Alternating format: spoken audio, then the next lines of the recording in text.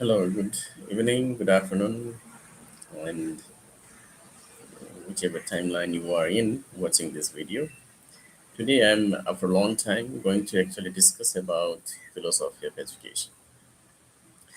Recently, I started to learn and join the program into Masters of Education and under STEAM pedagogy.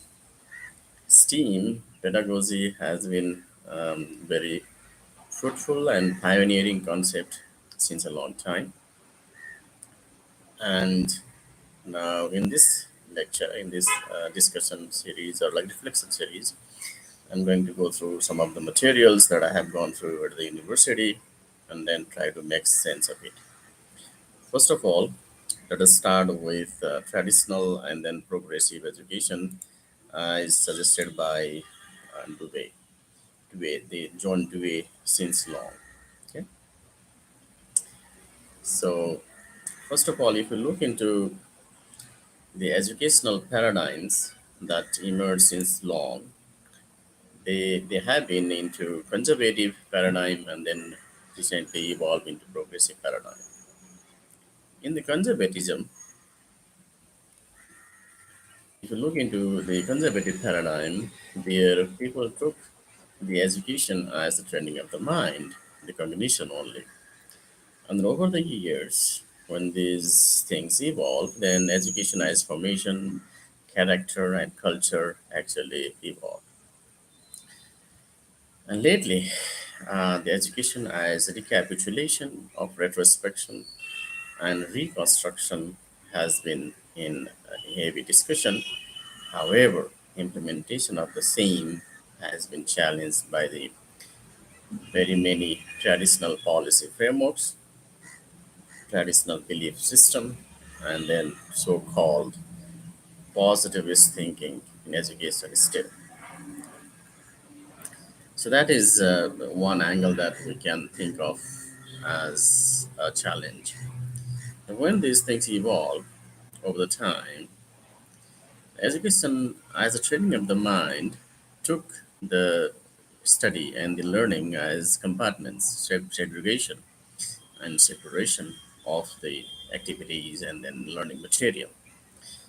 And that actually just built discrete methods and skills unconnected to the subject matters. Assembly line metaphor can be here very easily realized and disengaged and discontextualized. This perennial thinking actually made us feel very weak as creative mind, curious mind. Then when the education as formation started, right, based on Herbert Spencer, the mind responds to new situations and the mind reacts to presents only, not partially, the new ideas. And the process of reactions and presentations of the results in information results into new understanding. But this is also a formative way of maybe based on your character ethics or your cultural traditions and belief systems. However, character formation suggested that mind is not fragmented, rather it is a whole. Mind interacts with the objects outside of mind. It reacts, and the reaction leads to a new formative education and services for you. In this angle, proper educational materials are needed, and you have to sequence the materials and connect the old and new materials. The strength lies in like clarity in aim and goal, conscious method and process, subject matter and method is pretty well discussed. However, the problem with this kind of aspect is that you are not actually recapitulating nor you are retrospecting. That led to the new wave of education where this similar to the analogy of biological recapitulation of algae to multicell creatures, embryo to mature creature, animal to human, and repetition of stages actually took place. Similarly, in education also, you can think of like a cultural recapitulation. First started the generation of savagery, then predatory, then pastoral, and then later into civilized stages.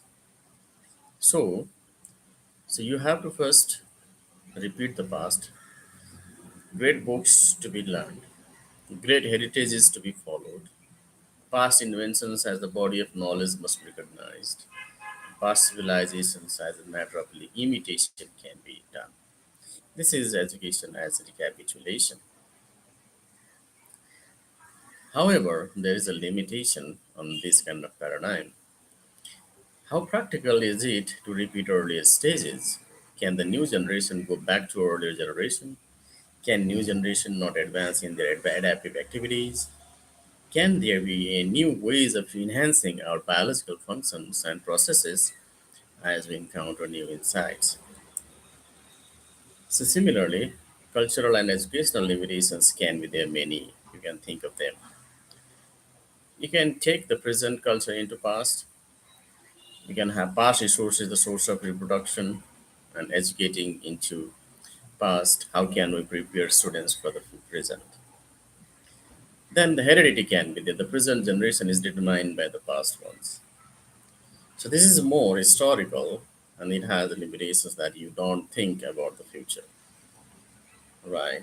Then this limitation has been recognized, and then the remedy has been provided as education is a constant reorganizing or deconstructing of experience. First, you have one experience and one insight. Then you have a couple of other experiences and new insight. And when you gather more experiences, you have more insights. So, for example, there is no difference in terms of our ability to generate experiences. There is no difference in terms of our humanity to make sense of our experiences, right? So, experiencing and then experiencing again and making meaning and experiencing and meaning making continues in a reconstruction cycle. So, when you have impulsive activities, your connections are triggered that derives meaning into your mind, and that mind gives you an awareness. And based on that awareness, you have the insights that generates another impulsive activity.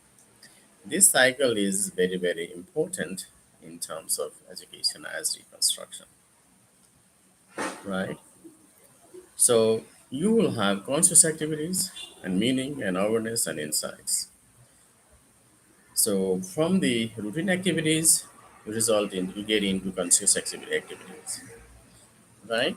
That way, you have many. You may improve from skills. It does establish connections like if you have only routine activities, but blind practice makes us inaptitude. So you have to have conscious activities, not routine activities.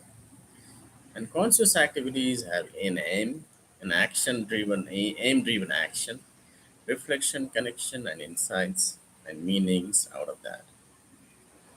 In summary, you go for the past, understand the past, look for the future, prepare for the future. However, you cannot give the future to anybody. Then you have experience in the present form, and that form is the experience we are actually thinking to actually nurture.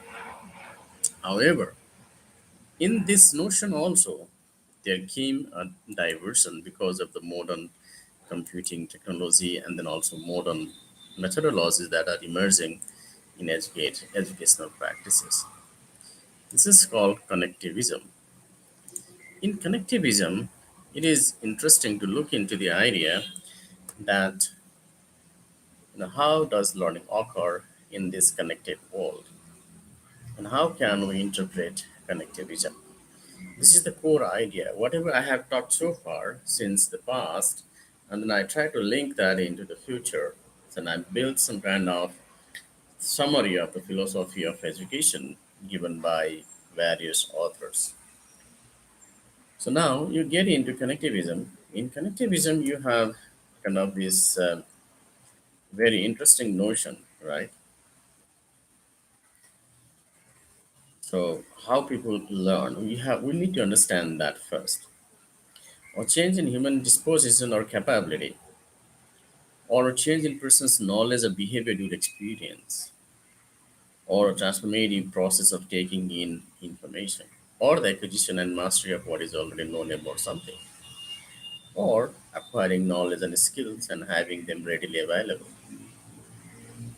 All of these are learning methods, right?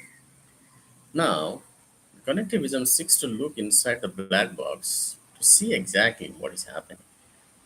It seeks to describe the physical, chemical, and biological processes that underlie our learning. So, if you look into connectivism, connectivism is the thesis that knowledge is distributed across a network of connections, and therefore, that learning consists of the ability to construct and traverse those networks. Human mind is actually built in that angle as well. So this is like enough. When I say of connectivism that learning is the formation of connections in a network, I mean this quite literally. The sort of connections I refer to are between entities or more formally nodes. This can be in physical world, it can be in the virtual worlds, and this can be anywhere in your life.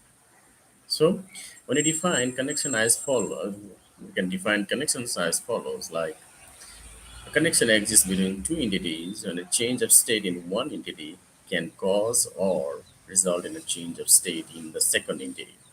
So this is a cause and state and change, state and change. So kind of this is the dynamic connection. You have state variables, the state triggers, and then you have change happening into the change process that when you are learning. And in that change process, you will trigger a feedback loop and you get into again into the new state. And that state and change process keeps on moving in a cyclic manner, right? So, what is to learn then? So, learning is the thing that networks do and consists specifically of some or all of this following. Like, for example, you can have addition or subtraction of nodes, you can have addition or subtraction of connections, or this is also known as plasticity, and then changes in the properties of nodes or connections. Connectivism can also be thought of as a way of thinking and talking about this way of learning, right? So let's recapitulate what we have done so far. So we have gone through the education as traditional, and then also we have gone through education as progressive and recapitulative and reconstructionist vision. And then now we are talking about connectivism. In connectivism, we are actually having this notion that we are forming nodes from everywhere that we can think of. However, we have to remember that connectivism is not cognitivist, right? So, in cognition and in non cognition, there are different processes. In cognition, you have sensory memory and you have learning tasks and then working memory and you have long term memory. But in non-cognitive process, you have basic physiological needs, and then to survive into that needs, you have competence, autonomy, relatedness, and so on and so forth. Right? In cognitive process, you have achievement as outcome. In non-cognitive process, you have motivation and self-concept as an outcome. So it's a very, very basic difference from the traditional paradigm to the new paradigm that we're jumping into. So earlier, we were maximizing our achievement, but now we're maximizing our motivation. That means self regulation, engagement, task goal orientation, educational aspiration, career aspiration, and also self concept. That means sense of competence and interest, profit. Kindly remember what we are actually optimizing. What is our main goal of life or the learning objective? That is completely scattered by the connectivism notion. So please remember the brain is not a computer. Earlier, many scientists, computer scientists, thought that you can actually have artificial intelligence and then actually build a brain like computer. Of course, machine learning, artificial intelligence cloud computing has been there, and it is actually challenging the notion of life in human Earth because machines can ultimately win the race against humanity because they are more intelligent than ourselves when the robots are actually into the full production after a couple of years. So, what is to construct and build an understanding if it does not involve a representational system such as language, logic, image, or some other physical symbol, or otherwise semantics, or rules or mathematical mechanisms for creating entities in the representational system? Or, in computer terms, it is syntax. So, please remember, learning from the cognition is different than the connectivism. So, connectivism is non representational. In connectivism, there is no real concept of transferring knowledge, making knowledge, or building knowledge. The activities we undertake when we conduct practices in order to learn are more like growing or developing ourselves and our society in certain connected ways, right? How does learning occur then? The question of how learning occurs is the question of how connections are formed between entities in a network, right? So if you look into this kind of Lewinian experiential learning model, it was adopted from Cole 1984. So you have observations and reflections based on concrete experiences, and you have formation of abstract concepts and generalizations, and then you go further from testing implications of concepts in new situations. This cycle makes you kind of amazingly different in understanding your learning paradigm. And in Dewey's model of experiential learning also, this has also impulse, knowledge, and judgment. And when you have another impulse based on your observation, knowledge, and judgment, this cycle continues to have a new purpose, continuously evolving in a cyclic manner, right? So that we understood. So you have impulse, knowledge, and judgment. We call it IKJ. So you have immediate concrete experiences, you have observation and reflection, and theory and deductive inferences, right? So neural networks are actually having similar pattern of learning. George networks suggested something like George Simons suggested that networks as having the following characteristics, like you have content, interaction, static nodes, dynamic nodes, self-updating nodes, and emotive elements. And all of these actually build into Hubbian rules, what fires together wires together, contiguity, neurons that are located near each other connect. Back propagation, signals sent in reverse direction through a network are feedback modify connections created by forward propagated signals. And Boltzmann, networks seek to attain the lowest level of kinetic energy. So Hubbian rules, contiguity, propagation, and Boltzmann, these are the four rules that the learning theories are categorized. So the actual physical description of these theories vary from network to network. Now, for example, if you look into machine learning and deep learning, you have input, feature extraction, classification, and then also output. If that is your normal machine learning. When we get to deep learning, you have input, feature extraction, classification, and then out. In deep learning, feature extraction plus classification happens together. So that's the difference. So if you go into successful networks, they have inputs, weights, transfer function, and then the activation function, and then you have the threshold comparison and activation again. So this way, the neural networks have been evolving into different convolution neural networks, and then also more networks like data sourcing, data labeling, data visioning, then model training, model evaluation, model architecture, and scaling hardware, and so on and so forth. This is computer science, how they have been actually building the learning networks. And in this kind of network designs, this specifies how networks differ from traditional learning. The idea is that each principle confers an advantage over non network systems. can be used as a means of evaluating new technology. It is decentralized, and there are differences between groups and networks because networks are connected and interconnected. It has distribution potential, and then you had distributor representation, and then it has also possibilities to democratize, right? So, in groups, you have unity, in networks, you have diversity. In groups, you have coordination, in networks, you have autonomy. In groups, you have closed systems, in networks, you have openness.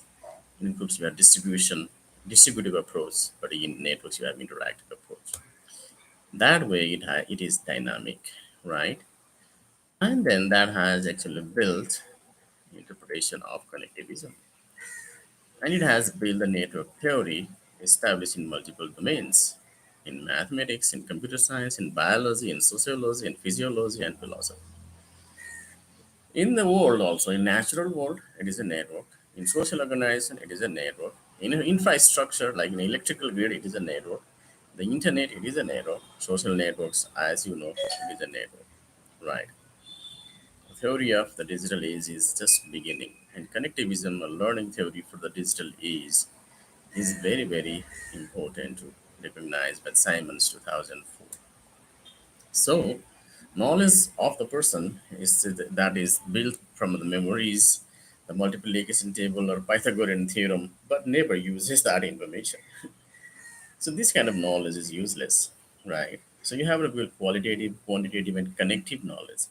Earlier paradigms only talked about qualitative and quantitative knowledge. But now, in this new notion, we're talking about connective knowledge as well, right? And in this process, we have gone through a big jump and transformation into our thinking, right? And then that emerging phenomenon, right? You have conceiving knowledge is emerging phenomenon, and it's not intended and deliberate, but it's emergent. Approach is getting recognition, and you have the possibility to actually build a connected world where you have reasoning, inference, and explanation is possible. And you have context placement and environment recognized. You have instrumental approach, savoring approach, or inspirational approach, right? And change is a constant, right? So when we talk about learning, you have to understand syntax, semantics, pragmatics, cognition, context, and change of the learning of the 21st century connectivism. Then you look in performance, simulation, and appropriation. That way you can build the connections and maps and relations between these variables, right? Many people in the academics don't like the variables concept or outcome concepts, but if you do not know what we're optimizing, even in qualitative studies, you will be left behind. Okay? So please remember that way we will be looking into something in our world that tells us theory is given by Bernard 1966 also the same in same angle, right? Then there is a concept aggregating, remixing, repurposing, and feed-forward approach into your learning.